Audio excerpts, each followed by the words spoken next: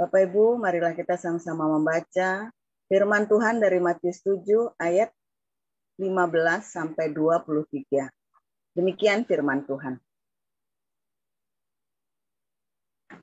Waspadalah terhadap nabi-nabi palsu yang datang kepadamu dengan menyamar seperti domba, tetapi sesungguhnya mereka adalah serigala yang buas.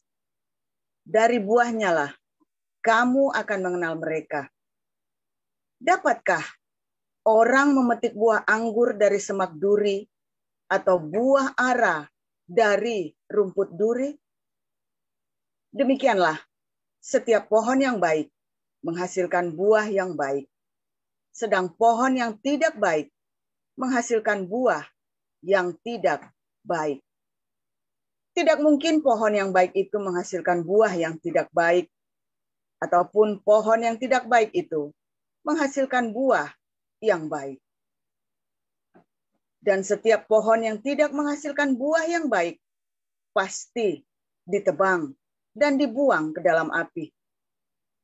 Jadi dari buahnya lah kamu akan mengenal mereka.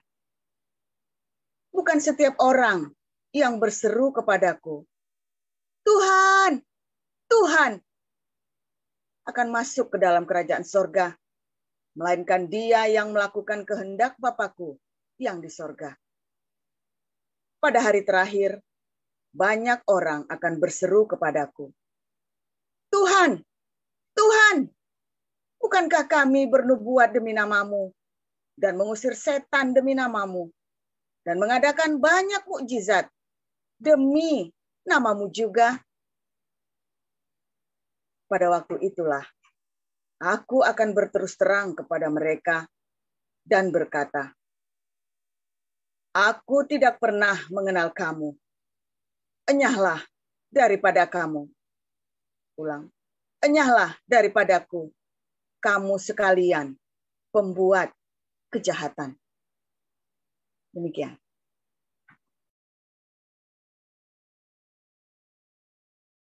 Iya, terima kasih Bu Nerliana. Selanjutnya Ibu Sarma.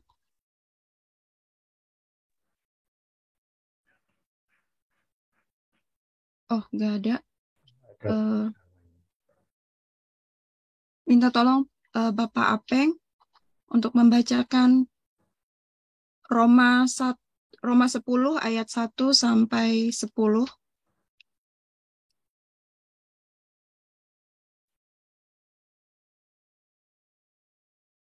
Bentar ya. Iya.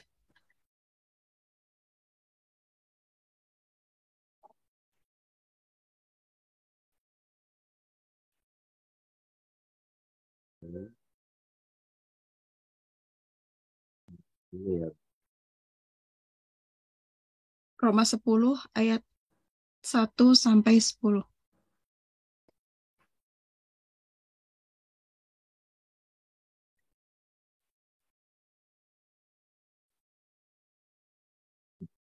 Saudara-saudara, keinginan hatiku dan doaku kepada Tuhan ialah supaya mereka diselamatkan.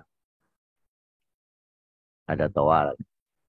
Sebab aku dapat memberi kesaksian tentang mereka bahwa mereka sungguh-sungguh giat untuk Allah, tetapi tanpa pengertian yang benar. Sebab oleh karena mereka tidak mengenal Allah, kebenaran Allah, dan oleh karena mereka berusaha untuk mendirikan kebenaran mereka sendiri, maka mereka tidak takluk kepada kebenaran Allah. Kebenaran karena iman, sebab Kristus adalah kegenapan hukum Taurat, sehingga kebenaran diperoleh tiap-tiap orang yang percaya. Sebab Musa menulis tentang kebenaran karena hukum Taurat. Orang yang melakukannya akan hidup karenanya. Tapi karena kebenaran karena iman berkata demikian. Jangan katakan di dalam hatimu, siapakah akan naik ke surga, yaitu untuk membawa Yesus turun. Atau siapakah akan turun ke jurang maut, yaitu untuk membawa Kristus naik di antara orang mati. Tetapi apa katanya? Ini firman, itu dekat kepadamu, yakni di dalam mulutmu dan di dalam hatimu.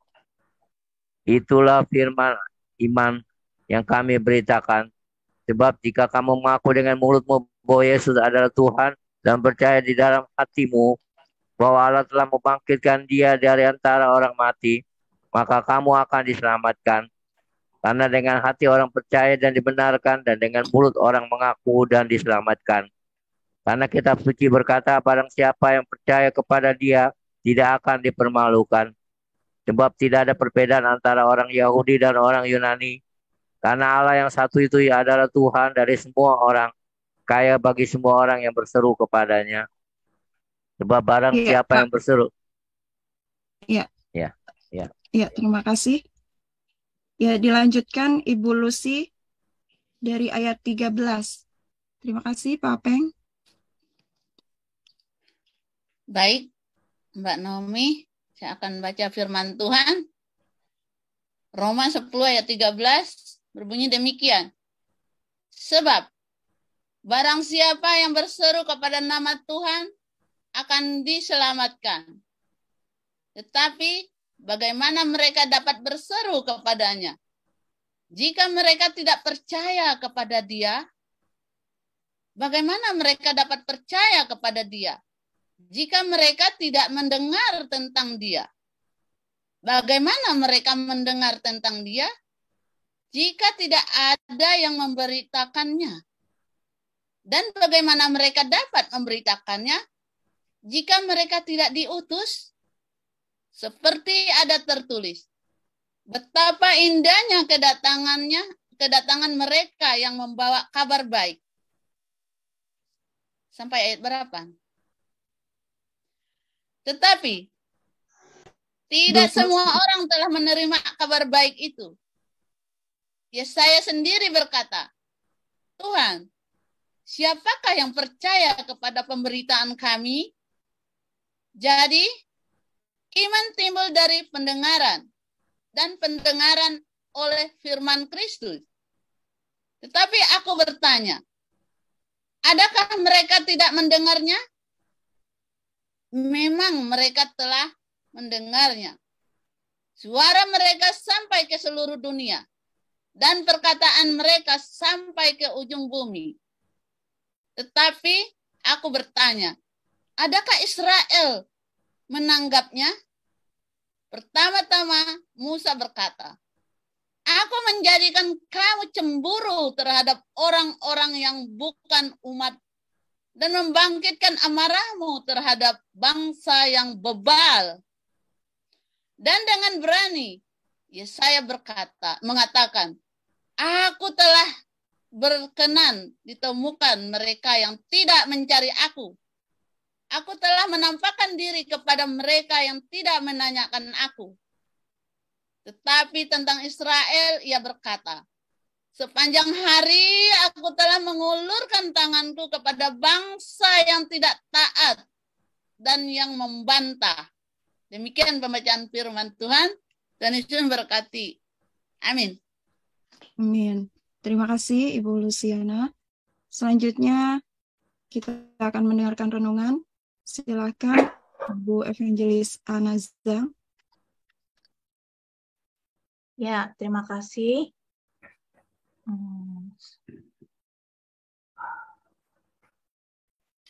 Oke. Ya, suara saya kedengaran ya. Ya, terima kasih tadi sudah membacakan firman Tuhan. Pagi ini kita akan mendengarkan ya tentang nama Jehovah. Ya, kita tahu bahwa nama itu penting ya. Seorang bapak itu waktu pas dia mendapatkan anak, ya dia akan memberikan nama yang terbaik. Sebentar ya, ini punya saya harus dipin dulu sebentar. Oke, ya. Seperti kami ya, waktu pas kami punya anak itu ya, Wisely, suami saya berdoa berpuasa untuk mencari nama untuk anak saya, untuk anak kami ya. Dan kemudian karena kami terus mendapatkan nama itu ya, terus karena kami berdoa ya, terus kemudian nama itu adalah doa ya dari orang tua kepada anak-anaknya. Nah,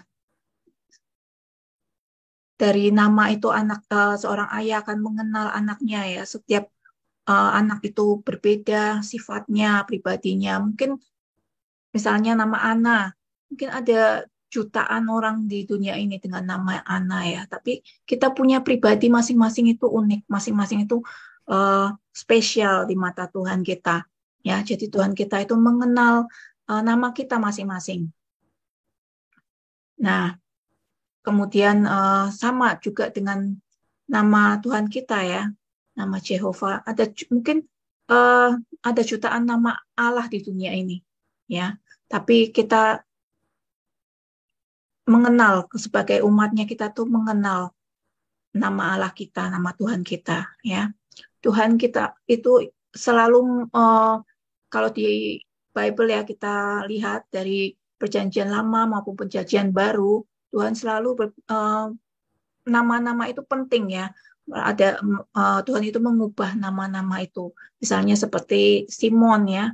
Simon jadi diganti namanya ya menjadi Petrus, dan juga Abraham menjadi Abraham ya. Sarah menjadi Sarah, dan masih banyak lagi di situ ya. Kemudian itu karena Tuhan itu ingin nama itu penting buat dia ya, buat Tuhan kita itu nama itu adalah sesuatu yang penting. Itu adalah sebuah nubuatan, sebuah pribadi ya dari masing-masing kita. Nah, karena penting nama itu penting ya bagi Tuhan. Tuhan juga ingin kita mengenal dia, mengenal namanya setiap hari. Dari setiap mungkin kita mengalami banyak hal ya dalam kehidupan kita. Fase-fase yang kita alami, baik yang susah maupun senang, semua itu ada marknya, ada tandanya di mata Tuhan kita ya. Tiap kejadian dalam hidup kita membawa kita mengenal dia hari lepas hari ya. Saya akan share sebentar sini ya.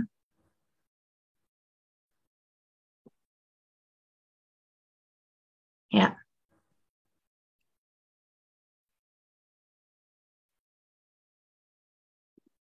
Nah, pentingnya mengenal Tuhan kita ya, tadi sudah dibacakan di Matius 7 ayat 15-23 dan Roma 10. Ya. Kalau kita mengenal Tuhan kita, mengenal Allah kita, mengenal Jehovah, kita itu nggak mudah disesatkan ya. Ada berbagai macam pengajaran, bermacam-macam pengajaran ya di luar sana. Kita itu nggak mudah tersesat karena kita setiap hari mengalami Tuhan ya, mengenal Tuhan kita. Nah, terus kita akan mengenal kebenaran Allah dengan pengertian yang benar ya. Tadi di Roma itu dikatakan. Dan kita juga akan diselamatkan. Kita akan bertumbuh dalam iman dan kita juga bisa membawa kabar baik ya. Karena perintah Tuhan Yesus itu adalah kita memberitakan kabar baik ke semua orang. Gimana kita bisa memberitakan kabar baik kalau kita nggak mengenal Allah kita, nggak mengenal Tuhan kita. Nah, dari kehidupan kami ya, sepanjang kehidupan kami, dari mulai pemulihan kami ya, masa-masa pemulihan, awal-awal itu kami kan sering berdoa bersama ya. Ya waktu itu keadaannya kami masih baru tahap pemulihan, jadi ya selalu banyak pertengkaran gitu ya, masih ada banyak pertengkaran, masih ada banyak hal yang penyesuaian ya. Dan itu tuh keadaan rumah itu buat kami itu saat itu nggak mengenakan ya, karena kita masih dengan ego masing-masing, masih dengan kebenaran kita masing-masing. Tapi waktu itu Pastor Paul kan bilang ya sama kita pas kita berdoa bersama, kita berdoa memanggil Jehovah Shalom dalam rumah ini. Kita tahu ya Jehovah Shalom itu the Lord is peace ya. Tuhan itu kita kenal sebagai Raja Damai ya, membawa damai. Jadi kita berdoa setiap hari selama kurang lebih 1 tahun atau ya 1 tahunan ya. Kita berdoa setiap hari, anak-anak ya, kita teriak minta Jehovah Shalom. Tuhan kau hadir, Shalom Tuhan hadir di rumah kami. Kami setiap hari masih terus ada pertengkaran ya. masih ribut, masih apa, banyak hal ya, banyak kejadian juga yang harus kami selesaikan ya, banyak kekhawatiran, banyak ketakutan, tapi kita terus minta Jehovah Shalom, anak-anak juga Jehovah Shalom. Kita kenal ya di Alkitab ini, di Hakim-Hakim, ayat yang pasal ke-6 ayat 24 ya. Kalau di terjemahan King James ini lebih jelas ya. Then Gideon built an altar there unto the Lord and called it Jehovah Shalom. Ya, kalau di terjemahan bahasa Indonesianya kurang jelas di sini ya, tapi sini dikatakan Jehovah Shalom. Gideon membangun altar untuk Jehovah Shalom. Kita juga ya setiap hari dalam kehidupan rumah tangga kita, dalam keluarga kita, apapun yang kita alami, mungkin kita khawatir dengan banyak masalah yang ada. Mungkin kita masih bertengkar dengan suami kita, dengan istri kita, atau dengan anak-anak kita. Kita berdoa minta Jehovah Shalom, Kau hadir dalam rumah kami, dalam rumah tangga kami, dalam hidup kami. Kita terus doakan itu terus, ya.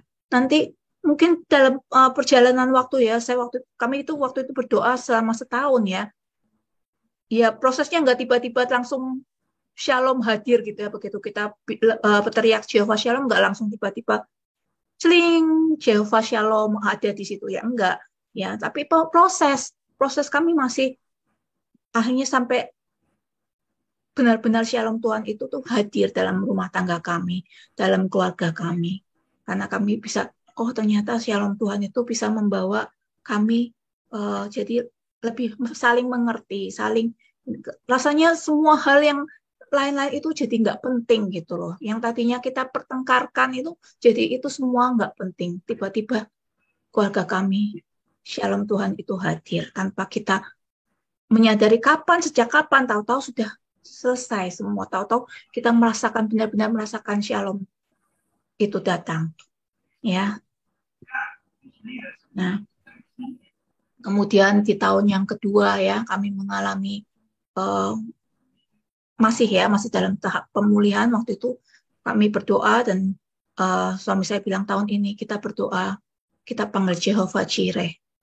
The Lord will provide, Tuhan yang mencukupkan. Ya, Jehovah Jireh. Mungkin ayatnya ini Bapak Ibu tahu ya, semua ada di Kejadian waktu Abraham itu menyerahkan anaknya ya untuk dikorbankan. Situ ditulis ayat ke-14 ya, Abraham menyebut nama tempat itu sebagai Jehovah Jireh, ya Tuhan yang mencukupkan. Karena pada saat itu waktu waktu Abraham mau mengorbankan anaknya, ya mungkin dalam perjalanan dia udah khawatir ya, wah nanti kalau anak saya dikorbankan nanti diambil sama Tuhan gimana ini? Padahal dia sudah menunggu cukup lama untuk mendapatkan anak itu. Tapi Abraham percaya bahwa pasti nanti ada mukjizat ya. Ternyata benar, Abraham melihat di sana ada seekor anak domba ya yang akan kemudian diambil dan dikorbankan. Sehingga Abraham memberi nama tempat itu adalah Jehovah Jireh. Nah, sama ya, pada saat kami mengalami ini juga di tahun kedua pemulihan kami ya, kami juga mengalami ini ya, kami rasanya Tuhan, kami sudah waktu itu suami saya sudah kembali full time pelayanan, ya, dan kami masih dalam tahap pemulihan ya, dan kemudian kami setiap hari kami harus berteriak ya, waktu itu juga mungkin Pastor Paulus sudah sering cerita ya, yang kami serahkan semuanya ke panti asuhan ya, barang-barang kami harus tidur ketika kami mulai benar-benar dari nol, dan kami benar-benar teriak Jehovah Jireh setiap hari sampai anak saya tuh Miracle juga teriak terus ya kalau dia pengen sesuatu, sudah sering diceritakan ya, minta ayam goreng pun kita teriak Jehovah Jireh, ayam goreng datang. Iman anak kecil ya, kemudian tiba-tiba dia mendapatkan ya, dan itu juga membangun iman kami. Tadinya kan kami orang tuanya ya, walaupun kita tahu ya Tuhan tuh kamu berdoa Jehovah Jireh, tapi hati kita belum nyampe gitu loh rasanya. Tapi kita terus doa setiap hari, dan itu setiap hari kita sebut nama Jehovah Jireh, itu membangun iman kita ya. Dan kemudian sampai akhirnya benar-benar Tuhan itu menyediakan semua segala sesuatunya. Kita nggak pernah cerita-cerita ke orang-orang atau bahkan ke orang tua kami ya, kondisi kami itu nggak pernah ada kita cerita. Ya, kita diam semua. Kita kekhawatiran saya misalnya, aduh gimana, saya simpan dalam hati. Kami simpan semua di dalam rumah ya. Kita doa sama-sama, Tuhan kami butuh ini, kami perlu ini. Tuhan, setiap malam kami berdoa bersama-sama ya, bersama-sama anak-anak. Dan sampai akhirnya anak-anak melihat mujizat ya satu persatu. Bahkan ketika kami juga mengalami mujizat-mujizat ya, yang Pastor Paulus juga sering ceritakan bahwa tiba-tiba hutang-hutang juga selesai dan semuanya segala satu persatu Tuhan selesaikan ya. Kemudian kami juga tahun kedua itu kami belajar ya, benar-benar belajar bergantung sepenuhnya kepada Sang Jehovah Jireh. Kemudian setelah kami melalui itu ya, kami tiba-tiba setelah kami melalui masa-masa itu, kami merasa kuat ya, kami merasa Tuhan kok segala sesuatunya Tuhan cukupkan. Nah, iman kami semakin bertambah. Kemudian di tahun ketiga ya, masa pemulihan kami, kemudian kami berdoa waktu itu malam tahun baru itu ya tuh. Terus suami saya berdoa, tahun ini kita berdoa Jehovah Rohi. The Lord is my shepherd. Ya, Tuhan adalah gembalaku. Ya, mungkin kita bisa baca ini di Amsal 23 ayat 1 sampai 6 ya. Tuhan adalah gembalaku, takkan kekurangan aku.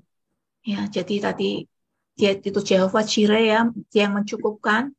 Nah, dia juga membaringkan aku di padang yang berumput hijau. Dia membimbing aku ke air yang tenang. Ya, jadi kita tuh jadi anak Tuhan tuh enak ya, kita berbaring di padang rumput yang hijau, dibimbing ke air yang tenang. Dia menyegarkan jiwaku, ia menuntun aku di jalan yang benar oleh karena namanya. Ya, jadi kita mungkin pada saat itu masa-masa pemulihan kita belum tahu ya, tapi Tuhan menuntun jalan kita. Sekalipun aku berjalan dalam lembah kekelaman, aku tidak takut bahaya, sebab Engkau besertaku. Gadamu dan tongkatmu itulah yang menghibur aku. Ya, jadi kita mungkin jalan di jalan, kita mungkin melalui sesuatu hal yang menakutkan, sesuatu hal yang tidak mengenakan. Ya, kita khawatir, kita cemas, kita takut. Tapi kita tidak takut. Kenapa? Karena Tuhan beserta kita. Tuhan itu gembala kita. Seorang gembala itu dia akan menuntun, ya, akan menjagai domba-dombanya. Kan mungkin Bapak Ibu sudah pernah lihat juga ya di internet ya, video-video bagaimana seorang gembala itu memanggil dombanya, dombanya mengenali suara gembalanya. Nah, itulah kita, ya. Terus Engkau menyediakan hidangan bagiku di hadapan lawanku, mengurapi kepalaku dengan minyak, pialaku penuh melimpah. Ya, kebajikan dan kemurahan belaka akan mengikuti aku seumur hidupku, dan aku akan diam dalam rumah Tuhan sepanjang masa. Ya, ini janji Tuhan ya. Kita waktu itu di tahun yang ketiga itu kita berdoa Jehovah Rohi. Ya, Tuhan adalah gembalaku. Dan benar-benar ya kita dituntun sampai dari mulai kita berdoa, kita mendapat visi untuk pergi ke Eropa ini ya, dan kemudian sampai kita tiba di sini, semuanya Tuhan tuntun ya. Detailnya kan pernah saya saksikan juga ya, Pak Iman juga sampai bilang nggak mungkin kalau kamu masuk ke Eropa ini, ke Jerman dengan satu tiket ya, tapi itu terjadi ya. Tuhan itu menuntun satu persatu. Kami tinggal di sini semuanya satu persatu. Kalau di waktu itu tuh hampir kira-kira 2 tahun ya kami berdoa untuk Jehovah Rohi ini, 2 tahun atau 3 tahun saya ya, sampai kami tiba di sini, sampai kami bisa tinggal di sini dan mendapat rumah ya, dan semuanya. Sampai waktu itu kami berdoa bersama-sama ya, tiap malam anak saya itu ada list doa. Kami punya list doa masing-masing. Jadi kalau berdoa, kami berdoa bergantian dengan list doa kami masing-masing ya. Sampai itu tuh satu persatu tuh list doanya tuh, kalau misalnya kita ada itu ya, to-do list itu udah dicentang semua. Ya, sudah dikabulkan satu persatu. Caranya gimana ya? Kita nggak tahu. Kita ikutin aja. Kita doakan, kita ikuti. Tiba-tiba kita sampai terheran-heran. Oh, ternyata semua sudah berjalan dengan lancar. Semuanya nggak pernah kita pikirkan caranya. Ya, tiba-tiba Tuhan bukakan jalannya.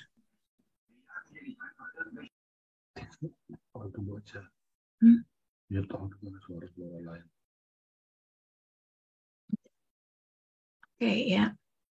Kemudian dari tahun-tahun itu ya, anak-anak kami juga merasakan ya, karena mereka melihat sendiri kehidupan yang kita jalani ya, dari mulai kekhawatiran kami serukan di dalam doa itu, mereka melihat sendiri penyertaan Tuhan yang luar biasa ya. Terlalu banyak lah yang bisa kami ceritakan ya, karena ya memang Tuhan itu ajaib ya, gembala. Dia itu benar-benar memimpin satu persatu. Ya. Kemudian pada saat itu kami juga, kemudian waktu itu pas terakhir itu Pastor Paul viral ya, kami mulai di YouTube ya waktu itu, kemudian viral dan sebagainya itu. Sampai kita bertemu dengan komunitas ini ya, kita bersama-sama di komunitas ini. Terus kemudian baru Pastor Paul bilang, yuk kita berdoa Jehovah Shammah. Itu tahun lalu ya, Jehovah Shammah. The Lord is there. Tuhan itu hadir. Ya. Kalau di ayatnya ini di Yehezkiel pasal 48 ayat yang ke-35, jadi keliling kota itu adalah 18.000 hasta. Sejak hari itu nama kota itu ialah Tuhan hadir di situ. Ya. Jadi Jehovah Shammah, Tuhan itu hadir. Dimanapun kita berada, bahkan pada saat kita mulai membangun komunitas ini ya, kita mulai pelayanan di sini, Tuhan itu hadir. Ya. Mungkin kita boleh ya Tuhan, kita boleh mengalami banyak rintangan, banyak kesulitannya.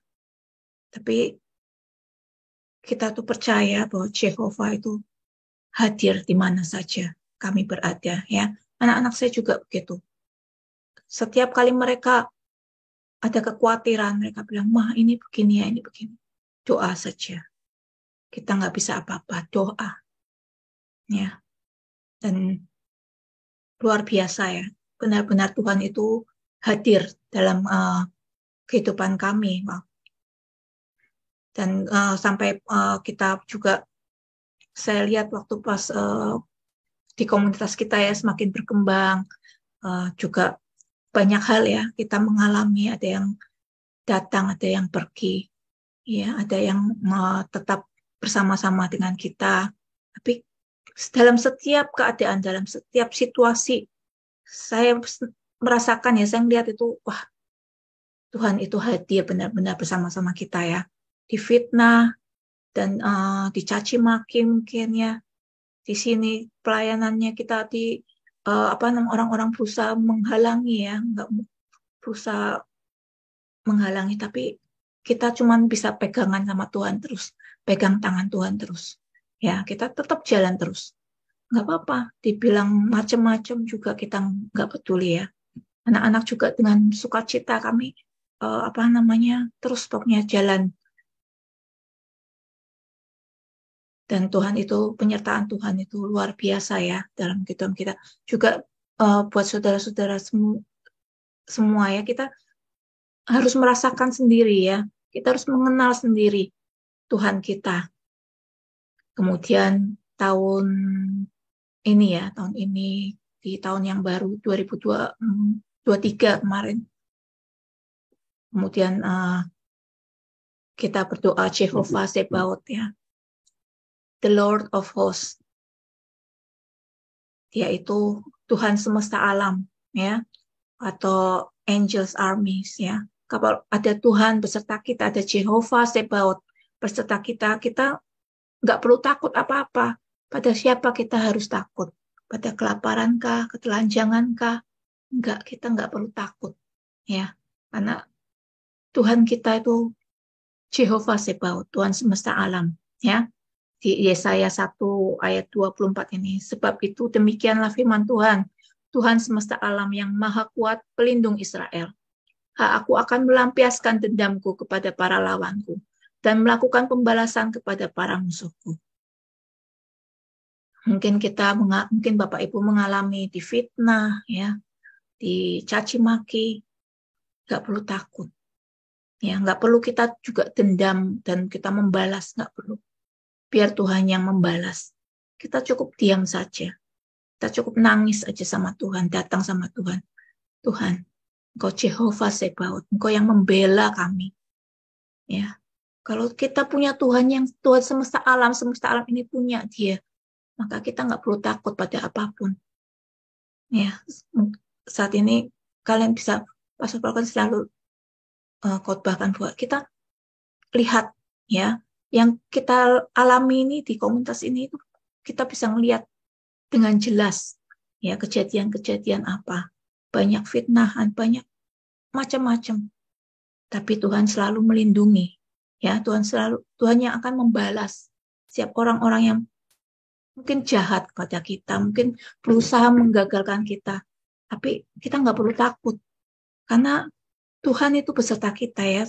Selama saya dulu di Indonesia juga ya, saya bekerja ya. Saya sudah pernah cerita sedikit mengalami banyak fitnahannya. Ada orang yang teman sekerja yang biasa bisik-bisik sama pimpinan ya, kepala sekolahnya. Terus jadi tiba-tiba kepala sekolahnya jadi nggak suka sama saya ya. Tapi saya tuh nggak pernah berpikir maksudnya membalas atau gimana, ya udah biasa aja, saya tetap melakukan pekerjaan saya tetap bersemangat ya, dan tetap saya pikir saya gini, wah ini gimana ya, kita nggak perlu takut dalam pekerjaan kita. Mungkin orang berusaha menyingkirkan kita nggak perlu takut kalau kita jalan kita benar ya, Jehovah Sebaot beserta kita nggak perlu takut, nggak akan ada yang bisa mencelakai kita ya. Bahkan Tuhan yang akan membalaskan kepada musuh-musuh kita. Ya, Tuhan Yesus kan bilang kita harus mengasihi musuh-musuh kita. Tugas kita mengasihi musuh-musuh kita, bukan membalas. Ya, bukan membalas dendam, tapi mengasihi. Itu tugas kita. Nah, kemudian waktu pas di sini ya, pada saat saya mulai mencari pekerjaan di sini, kan ada cerita-cerita, oh nanti kayak gini, nanti begini. Terus saya waktu itu mulai ada rasa khawatir ya, Iya ya, gimana nih? Kan banyak sistem yang berbeda gitu antara di Indonesia dan di sini. Terus bagaimana ini? Tapi anak saya, Miracle ya waktu itu, langsung bilang begini ya, jangan khawatir mah, nggak akan ada apa-apa. Terus kemudian suami saya juga bilang nggak akan terjadi apa-apa seperti itu. Yang penting kamu bekerja dengan sungguh-sungguh, kamu jalani dan kita benar ya tidak akan terjadi apa. Saya pikir itu saya ingat lagi ya, oh iya ya, dulu saya sudah pernah mengalami seperti itu. Nah, itu ya, setiap kejadian dalam hidup kita itu tuh ada tanda. Ya, oh tanda ini kita mengenal Tuhan kita seperti ini. Pengalaman Tuhan itu dengan kita seperti ini. Nah, sama ya. Dan kita juga dengan kita mengalami Tuhan sendiri setiap hari, ya kita mengenal Dia, kita juga memberikan teladan juga kepada anak-anak kita. Anak-anak kita juga jadi mengenal Tuhan sendiri. Ya, kalau kitanya nggak pernah mencari Tuhan, kita nggak pernah mengalami Tuhan sendiri, ya anak-anak kita juga nggak akan melihat. Ya, anak-anak kita itu selalu ingin melihat teladan Kristus dalam kehidupan kita. Jadi kita juga harus setiap hari juga kita mencari Tuhan. Mungkin kita nggak sanggup ya, kita nggak saya masih begini, nggak apa-apa. Tapi dari tiap hari dari kita itu namanya bahasa Jawanya gocean ya, gondelan, kalau orang Tegal bilang gondelan Tuhan, terus itu tuh kita akan makin hari akan semakin mengenal Tuhan kita, semakin benar-benar mengalami ya apa yang kita baca firman logos itu terus timbul jadi rema kita ya, kita jadi mengenal Tuhan kita. Kalau kita sudah mengenal Tuhan kita tahu ya apa yang akan terjadi, kita tahu nanti bagaimana masa depan kita tahu masa depan kita itu baik ya, nggak ada rancangan buruk yang Tuhan kerjakan. Karena biasanya ya, kenapa sih kita sering khawatir, sering takut doa kita nggak dikabulkan? Ya karena kita seringnya berdoanya mau semau apa yang kita mau gitu. Ya sebenarnya yang bikin khawatir kan karena kita nggak percaya atau nggak percaya Tuhan. Kita punya pikiran sendiri bahwa nanti Tuhan nggak mengabulkan bagaimana gitu. Ya kan, kita sudah berdoa tapi kita punya pikiran bahwa kalau jawabannya nggak sesuai dengan keinginan kita, itu yang membuat kita tuh jadi khawatir sebenarnya, kekhawatiran itu. Karena kita udah punya cara sendiri, punya ide sendiri.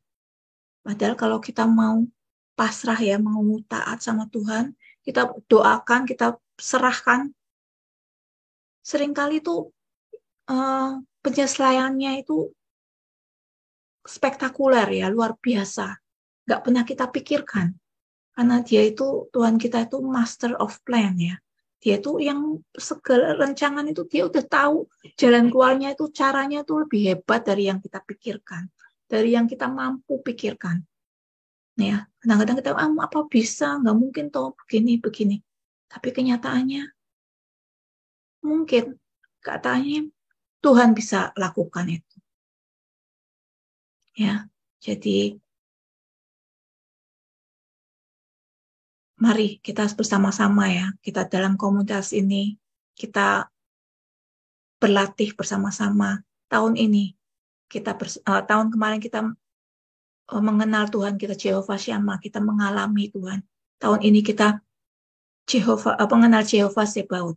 Ya, Tuhan semesta alam, kita semakin berkembang, komunitas ini semakin bertumbuh ya, dan kita benar-benar Tuhan yang membela kita. Jadi jangan khawatir. Ayo kita sama-sama belajar mengenal Tuhan kita. Mungkin nanti tahun yang baru ini Tuhan akan ajari kita mengenal Dia dengan dengan hal yang lain. Mari kita bersama-sama belajar bertumbuh dan masing-masing dari kita supaya bisa mengalami sendiri mujizat itu. Ya, terima kasih firman Tuhan. Kami serahkan kembali